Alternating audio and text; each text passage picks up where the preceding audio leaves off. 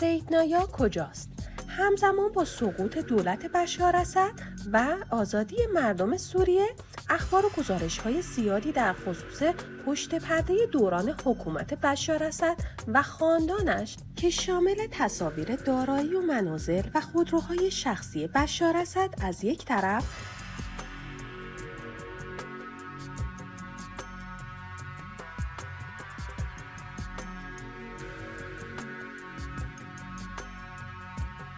و زندان‌های سوریه از طرف دیگر شنیده میشه.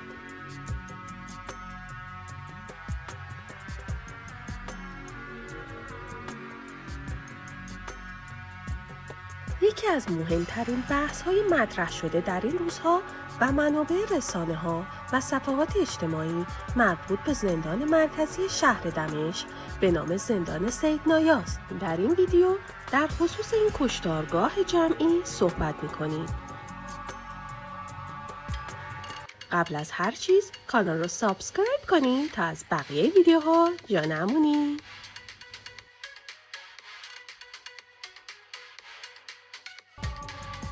چند سالی بعد از کودتای حافظ اسد در سال 1987 و در زمان خود او این زندان ساخته شد. هدف اولیه ساخت این زندان نگهداری زندانیان نظامی و مخالفان سیاسی بود.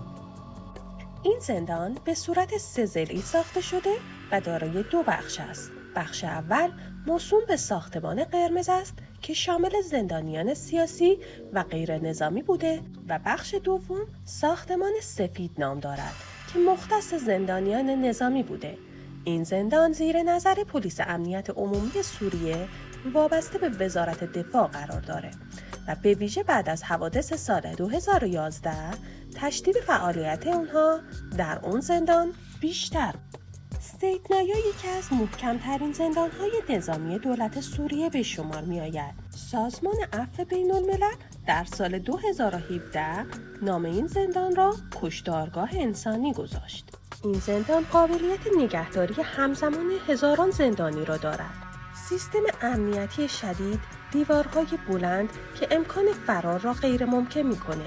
برخی که اکنون وارد آن می‌شوند می‌گویند که راه خود را گم می‌کنند. قبل از سرنگونی دولت بشار اسد هیچ فیلم و تصویری از این زندان در دسترس نبود، ولی اکنون با وجود این عکس‌ها و فیلم‌ها و البته تجربیات تلخ زندان‌ها می‌توان اوج ظلم و ستم بشار اسد را مشاهده کرد.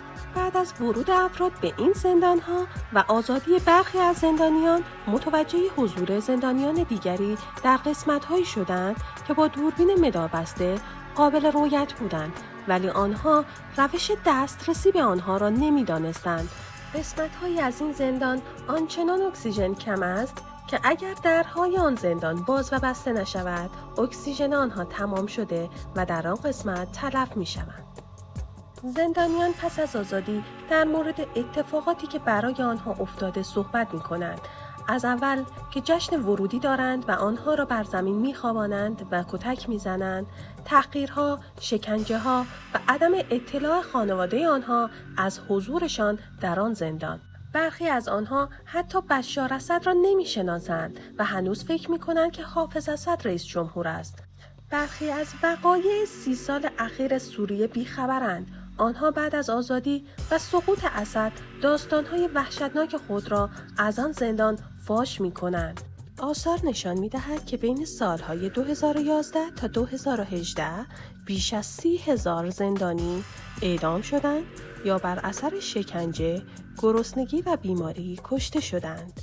زندانیان با انواع شکنجه‌ها مواجه می‌شوند، از ضرب و شتم شدید گرفته تا شوک الکترونیکی، آویزان شدن از سقف، تجاوز جنسی، ایجاد ترس دائمی، محرومیت از خواب، تهدید به اعدام و تحقیرهای مداوم. برخی از زندانیان که پیدا شدند به علت وجود رمزهای امنیتی بالا، درهای سلولهای آنها قابل گشایش نبود. مردم از ماموران خواستند تا برای دریافت رمزها با آنها همکاری کنند. برخی از زندانیان زنان بارداری بودند که مجبور به زایمان در همان زندانها شدند و آنها کودکان خود را نیز در همان زندان بزرگ کرده بودند. برخی از آنها بر زیر شکنجه ها دیوانه شده بودند و در آنجا فردی حضور داشت که حتی اسم خود را نیز فراموش کرده بود و تنها کلمه‌ای که به یاد می آورد حلب بود. زندانیان در مورد سیدنایا می گویند که آنجا زندان نیست بلکه کارخانه مرگ است. از لحظه ورود هویت انسانی خود را از دست می دهید و با شما مثل یک برده رفتار می شود. آنها می گویند که هر روز بین 50 تا 150 نفر اعدام می شدند و در آن بین افرادی بودند که حتی پرونده هم نداشتند و خودشان نیز علت بازداشت خود را نمی دانستند. یکی از زندانیان آزاد شده می گوید که برای رهایی از اعدام من را مجبور می کردن تا پسرعموی خود را شکنجه کنم و بعد از آن پسرعمویم را وادار می کردند تا من را شکنجه کند و این تنها راهی بود که از اعدام رهایی یابیم. آنها می گویند حتی تا 5 روز از دادن آب به آنها اجتناب می کردند. زن 60 ساله‌ای در مورد این میگوید که به علت اینکه پسرانش را بازداشت کرده بودند اعتراض می کند و او نیز به سیدنایا می افتد. بعد از حضور در سلولش متوجه می شود که زنان آنجا با لباسی که تقریباً به نظر برهنه می آمدند نشسته بودند. او می گوید ماموران به افراد مسن کاری نداشتند ولی تقریباً هر روز دختران و زنان جوان را مورد تجاوز جنسی وحشیانه قرار می‌دادند، در حالی که برخی از آنها جان می‌دادند. با توجه به اتفاقاتی که زندانیان آزاد شده تعریف می‌کنند، هر کدام از آنها برای فراموش کردن آن اتفاقات نیاز به یک روانپزشک دارند. سازمان عفو بین‌الملل زندان سیدنایا را در سال 2017 کشتارگاه انسانی نامیده که در آن اجساد سوخته می شدند و حتی افراد زنده سوزانده می شدند. سازمان گفته است این اعدام ها با تایید مقامات عالی رتبه حکومت اسد انجام می شده ولی دولت اسد این موضوع را انکار کرده و گفته که اعدام ها فقط طی مراحل قانونی اجرا می شدند.